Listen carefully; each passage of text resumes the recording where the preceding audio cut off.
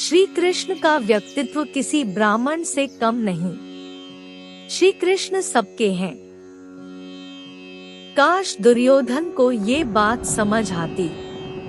मीराबाई ने तो श्री कृष्ण की भक्ति के कारण आजीवन ब्रह्मचर्य का पालन किया और इसके लिए विष का प्याला पीना भी सहज स्वीकार किया। श्री कृष्ण ने इंसानों को एक अनोखा जीवन दर्शन दिया, जीने की शैली सिखलाई। उनका पूरा जीवन चमत्कारों से भरा पूरा है। इसके बावजूद वो हमारे बहुत करीब लगते हैं, हमारे जैसे ही लगते हैं। वो भगवान है, लेकिन इंसान उनसे सीख सकता है कि कैसे सफल हुआ जाए। उनके ये सीखा जा सकता है कि जिंदगी में दोस्ती कैसी निभाई जाए और कैसे प्रेम किया जाए। कृष्ण की छवि एक सखा की है, जिसे यमुना के किनारे ग्वाले के साथ शरारत या गोपियों के साथ रास रचाते अच्छा लगता था। वो कभी कभी माँ को भी परेशान करते और कभी गले लग अपनी गलती मानते माँ से प्यार करने लगते। भगवान श्री कृष्ण को बहुत से लोग कपटी भी कहते हैं, हालांकि ये सही नहीं है। राजनीति और युद्ध में कूटनीति का सहारा लेना छल नहीं होता।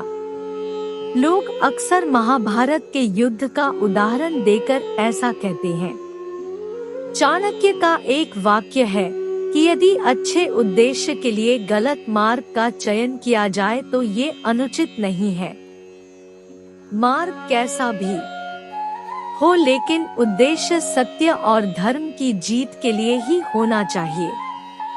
श्री कृष्ण की बात हो ही रही है तो उनकी 16,000 रानियों की भी बात कर लेते हैं। अक्सर इसके बारे में लोग कई तरह की बातें बोलते हैं। श्री कृष्ण की जिन 16,000 पटरानियों के बारे में कहा जाता है, दरअसल वे सभी भौमासुर, नरकासुर के यहाँ बंधक बनाई गई महिलाएं थी, जिनको श्री कृष्ण ने मुक्त कराया था। ये महिलाएं किसी की माँ थी, किसी की बहन तो किसी की पत्नियां थी, जिनको भौमासुर अपहरण करके ले गया था। सामाजिक मान्यताओं के चलते भौमासुर द्वारा बंधक बनाकर रखी गई इन नारियों को कोई भी अपनाने को तैयार नहीं था। तब अंत में श्री कृष्ण ने सभी को आश्रय दिया।